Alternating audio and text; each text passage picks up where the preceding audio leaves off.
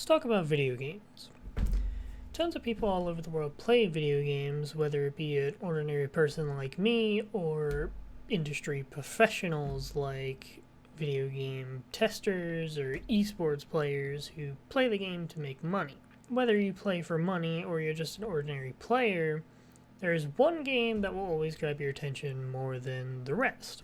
This game, for me, was Halo.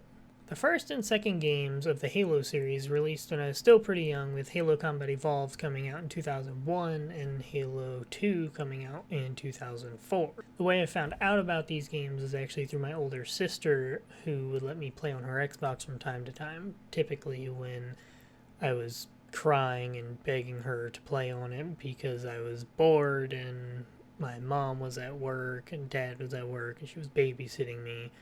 So she would let me play to keep me quiet, but that's beside the point. So moving on, Halo 3 was released in 2007. This was also when I got my own Xbox and was able to play whenever I wanted for however long I wanted. Now Halo 3, in my opinion, was the greatest game in the series and the game that really had an emotional effect on me.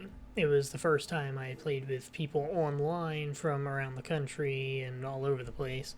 And it really gave me some cool friendships that ended up lasting all the way through high school and some even now.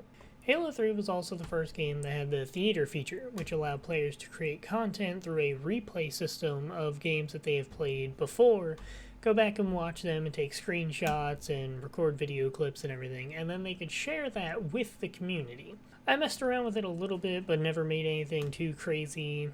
But it did get my creativity flowing at a young age, which was pretty nice. Moving on to 2009, this was when Halo 3 ODST released, and ODST was the game that started inspiring me to make videos.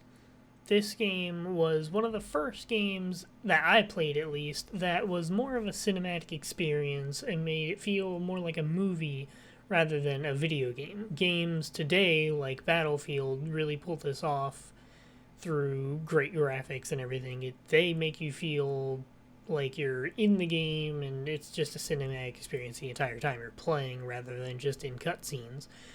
But that's now. Back then, ODST was the first game, at least to me, that I was aware of, that really gave this experience very well. And it was this cinematic experience particularly that got me wanting to make more things like it. Maybe not video games, but more video related. And to this day, I still make videos, and cinematic videos are more or less my favorite type of video to make. And because of the experience that ODST provided me through playing it all throughout my childhood, and probably, well, I wouldn't say the most, but it was one of the games that I ended up playing the most because of that specific feeling that I got from it. And because of this, I feel that ODST really contributed to what I am going to college for and what I would like to do as a career.